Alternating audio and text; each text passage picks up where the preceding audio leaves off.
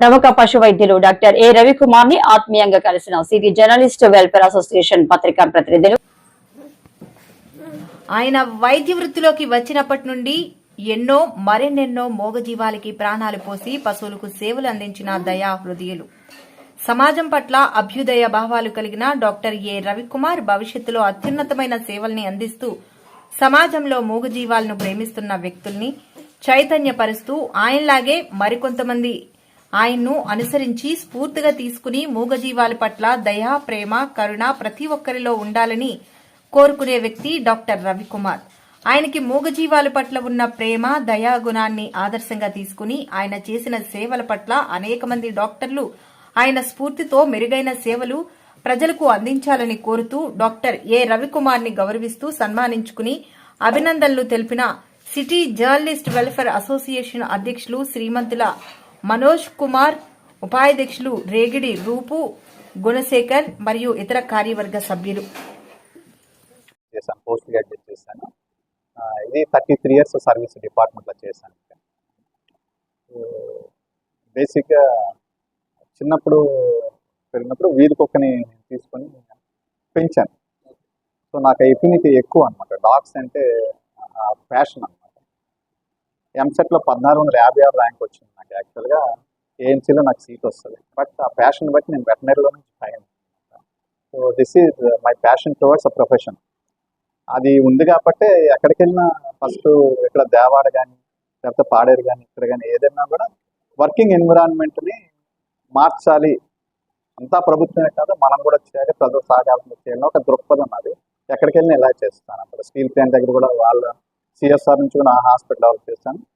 మన పాడేరులో కూడా చేసినప్పుడు 7 సంవత్సరాలు చేసిన అక్కడ పిఓ గారి సహాయంతో 80 లక్షల ఫండింగ్ ప్రతి విలేజ్లో ఇలా మన యానిమల్ ట్రీట్మెంట్ చేస్తారు. ట్రివిస్ ఉంటుంది చూస్తారా, ఆల్మోస్ట్ 637 విలేజ్లో వేయించాను. అలాగే డీడీఆర్స్లో ఎల్ఈడి ప్రొజెక్టరు, ఒక అడ్రస్సింగ్ సిస్టము, అక్కడ వెటనరీ హాస్పిటల్లో ఇలానే ఆపరేషన్ థియేటర్, ఇవన్నీ కూడా పిఓ గారి ఫండ్స్తో చేశాను. ఇవన్నీ అంటే గొప్పగాని కాదు, ఆత్మసంతృప్తి. This is all satisfaction. ఇక్కడికి వచ్చినప్పటికి ఏంటంటే వెరీ బ్యూటిఫుల్ సెంటర్. ఇది Baji junction very beautiful centre. ఈ బ్యూటిఫుల్ సెంటర్ వర్క్ ఎక్కువ ఉంది, కానీ వర్కింగ్ ఎన్విరాన్మెంట్ లేదు. బేసిక్గా వర్కింగ్ ఎన్విరాన్మెంట్ రోజుకు 100 కేసులైనా చూడొచ్చు. వర్కింగ్ ఎన్విరాన్మెంట్ లేదు, 5 కేసులతో మనిషికి ఫ్యాటిగ్ వచ్చేస్తుంది. సో ముందు అది పెట్టుకొని అందరినీ అడిగి, దాతలను అడిగి, వాళ్ళు కొంతమంది వాళ్ళే స్వతహాగా చేయించి వాళ్ళే అన్నీ చేయించారు చాలా మందిగా. కొంతమంది అయితే నాకే ట్రాన్స్ఫర్ చేస్తే నేను ఇలాంటి ఎక్విప్మెంట్ పనులు ఇవన్నీ చేస్తాను. సో ఇది మొత్తం మీద ఏంటంటే ఇది నా ఒక్కడ వల్ల కాదు, ఇట్స్ టీం వర్క్. నేను కానీ మా స్టాఫ్ కానీ వీళ్ళందరూ కూడా చాలా చక్కగా నాకు సహాయం చేయడం వల్ల నేను ఈ పని చేయగలిగాను. This is a team work, not a single man show కానే కాదు. ఇంకోటి ఏంటంటే మేజర్ ఆపరేషన్స్ కూడా చేస్తున్నాం ఇక్కడ. గవర్నమెంట్ నుంచి కొంత ఎక్విప్మెంట్ ఉంది, మనం కూడాను ఎక్విప్మెంట్ డైరెక్టర్ స్థాయిని అడిగి కొన్ని డైరెక్టర్ గారితో ఫైట్ చేసి ఇక్కడ వర్క్ ఇదండి, పరిస్థితి అండి ఆయన అపరేట్ చేసి మనకు ఒకసారి ఒక సదస్సు జరిగింది, ఇండస్ట్రియలిస్ట్ సదస్సు చూసారు, G20 ఏదో అయింది అక్కడ మన ఏఈ గ్రౌండ్స్లో. అప్పుడు మా డైరెక్టర్ గారు వచ్చారు, వస్తూ విజిట్ చేసి వెంటనే అవన్నీ శాంక్షన్ చేశారు. సో ఏసీ ఒకటి 50,000 ఎక్విప్మెంట్. ఇక్కడ మనం చేసిందంతా ఏంటంటే ఫ్రీ వైద్యం అండి. బేసిక్గా ఫ్రీ వైద్యం. ఎవరు కూడా 90 పైసలు తీసుకొని ఇవ్వను కూడా. 1 thing. రెండోది అంటే ఏవైనా మన దగ్గర లేనివి అంటే ఆపరేషన్ అనుకోండి, ఎనస్థీషియా, మెడిసిన్ లేదా సూచర్, ఇలా 2 థింగ్స్. ఈ 2 థింగ్స్ మన దగ్గర ఉండవు, సప్లై ఉండవు. ఇది రాస్తాం. వాళ్ళ దగ్గర 90 పైసలు తీసుకోవడం ఏం ఉండదు, అవుట్లెట్గా చెప్పేస్తాం.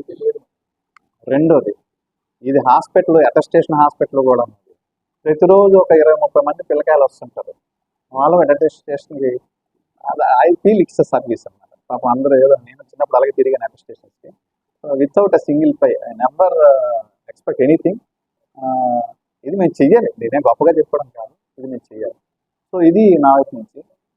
ఇటువంటి యాక్టివిటీ చేస్తున్నప్పుడు అక్కడ నాకు దేవాడలో కానీ పాడేరులో కానీ ఎక్కడ కానీ ప్రెస్ సోదరులు అందరూ చాలా చక్కగా లైజనింగ్ ఉండేదన్నమాట. ముఖ్యంగా నేనేంటంటే ప్రెస్ పీపుల్కి ఏమైనా పెట్ ఉందా లేదా అని నేను చూస్తుంటాను. ఈవెన్ ఐఏఎస్ ఆఫీసర్ పిఓస్కి కూడాను పెట్ ఉందా లేదని చూస్తాను. That is a liaison.